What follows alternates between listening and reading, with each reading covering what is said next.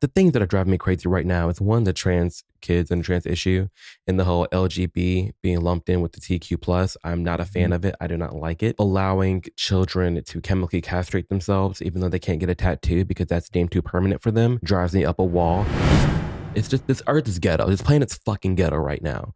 And I needed to get its shit together because what's happening is absolutely terrifying, and the lengths that people are going to defend it. Like Biden yesterday or 2 days ago with Dylan Mulvaney, who is she's on like day 276 of being a girl. A girl, not a woman. A girl. Let's keep that in mind.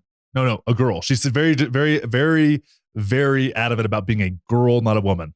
I really hope it's a psyop. I really hope he just comes out and be like, it was a joke all along. I doubt that's going to happen. But the fact that that man, Dylan, entered 2022 as a man and is now October and is famous, 8 million followers, met the president. Oh. Well, that's the thing too. It's like, it's a fucking meme, dude. We're living in memes. Living in meme. What's driving you crazy? Working class people can't fucking make ends meet, right? Mm-hmm. Gas is through the roof, and we're depleting our oil reserves. We're spending more money in Ukraine than we spend in fucking counties that don't have water, right? Which are numerous in the United States, which is insane. Brown sludge coming out of fucking fountains. Exactly. Go right, on. and all the thing, and it's like, okay, and then it's like the best we can do is a trans conversation, talk about gender affirming care, which is an unpopular issue. Listen, I think people that are over 18 can do whatever the fuck they want, and if they make Whatever a mistake, like I got a cross tattoo when I was 18. Okay, I'm not a Christian anymore. I covered that shit up. Tattoo? I used to. Now it's covered up with like a bunch of lotus flowers and stuff. And it's like, hey, I covered it. I took responsibility, and I could have got it removed. Even this was something I told myself at the time. I was like, I could have got this removed. No big deal. My mom even offered to do it for Christmas one time, and then get another tattoo to cover it up because you just kind of dull it out. And I was like, no, I want the cover up to have to cover it up because a version of me made that decision, right? And that's the way I thought about it. I was like, I want to remember that tattoo was there for my own, like, hey, sometimes you think I was like, at the time I remember being 18 being like, you'll always be a Christian. Like, why would you ever change your mind about that? Like, you know, and it's like, how naive was I, right? So it's just a reminder of my own naivete, but it's like, if you're over 18, I think you should be able to do whatever you want. Like, and I know Jordan Peterson and those guys like have a hard time saying that. Okay, whatever. Kids, like there's no such thing as somebody who understands human biology, who spent many hours of my life, right? Just like understanding this shit, understands the endocrine system pretty well, more than most, biology, like these things that like matter, development of cognitive development and how that's related to your endocrine system and your hormone levels, all these things, right? Yeah. They're all important. I am, as a person, generally a minimal interventionist when it comes to pharmaceutical drugs or surgery or any of that shit, right? When it comes to intervention within your body, I think you should look into the body first and what you're feeding it, how you're treating it, those kind of things, and then move to interventions second or third, right? And when you're talking about giving kids hormone treatments or even worse, surgeries to do things like postpone puberty, that is not a thing. There is a reason puberty happens when it does when it comes to developing bone density, neurological development. Like and it's bigger than just your body. Like puberty is way bigger than just your body, right? What the fuck? And can we not even have that conversation? And it's like 80% of the American public, people will say the left. I don't think that's fair. Yeah. I think those people do reside on the left, but it's like normal fucking people are like all of my friends are fucking liberals, right? Like we're all like fit, like we're all liberals that could beat the shit out of Charlie Kirk. Are they all like against the whole child thing? 1000%. Do they speak on it? Yeah, we all are like, what the fuck? Well, some of them it's like, it's not even real worth speaking up. That's the problem. But they will amongst themselves, but they're not going to put them like, it's like if you own a business, you're not going to, it's like they're politically neutral on everything. Like they're not going to speak up. Like they're not making Roe versus Wade comments, even though they have they're. Well, I just hope to friends that they say more. Well, to friends, it's more like standing around in the gym going like, what the fuck, man? Like, what is this shit? Because we all know, like we were all fitness professionals at one time, which means you understand how hormones affect not just your body, but your mind, It's crazy. And so you get the situation where someone's clearly is either going through a phase, which is fine. Like if a boy wants to wear girls' clothes, okay. Go for it. That's fine, dude. And that doesn't mean you, and the whole thing is like, what is it even? I know that Matt Walsh has this whole thing, like what is a woman? Like there's a technical definition of a woman, but what does it mean? I don't know what it feels like to be a man. I don't know what it feels like to be a woman. Like at some point, you're just making assumptions. I always say it just needs to go back to their name. If we just default to our first name, have everything be the sex, your male or female based on if you have a penis or a vagina, and then everything else is your name. Yeah. Let's just be fine. Just label as that. Like, oh, I'm Amir. What is Amir? It comes with all this shit. And that's it. Like, here it is. This is what he does. This is who he likes. This is who he, like, all of that. Yeah. But like the fact that we're even having to have this conversation, I have a problem with. And it just frustrates me off the jump, because how did we get here so fast?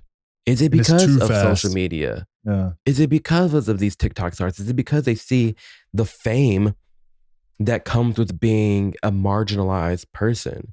Like Dylan, who just rose from out of nowhere and 8 million followers. Yeah. I can't comprehend it. Who's pushing and advocating for children to cut their body parts off? I understand that. I love Buck Angel with this stuff, right? So my cousin's dad is trans, right?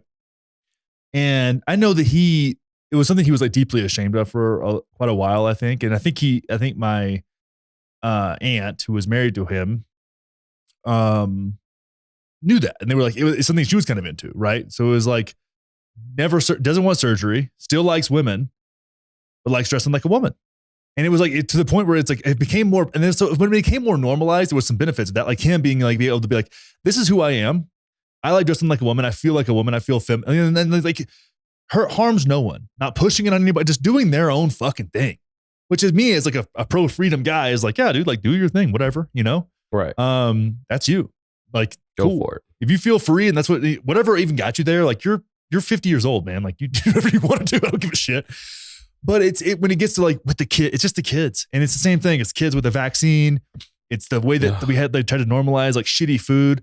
And then it's also the kids that get brought up indoctrinated into religion too early. And they don't ever get a chance to like really question that reasonably. But the same people who hate the trans indoctrination love indoctrinating their kids into Christianity, which is odd to me because you're talking about it's like a belief-based system. Now, like on that point, yes, it is still like by definition indoctrination. But I will say that one's way worse than the other. Whereas like you're getting a more better person. Like, yeah, you have the people who either become Christian and they stay, or become Christian like, I'm not with this shit, and they leave.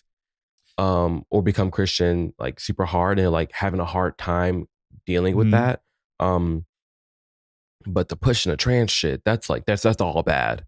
Well, I think, yeah, it was all bad. I will say the pushback on Christianity is that there's a lot of people that don't get brought up like myself who like struggle with it for years, maybe were even suicidal for a while, like for sure. With, and that dealing with like the deep embedded shame of like probably well-meaning people, but just that ideology, right? And even to this point, I have a friend who's in the closet who's 8, he's 19, I think. Yeah, and I don't think there'll be a day that so hard he comes out because of his family, because they're just so Christian and so like it's just, and he loves his family so much. He's like, no, I'm not gay. And I'm like,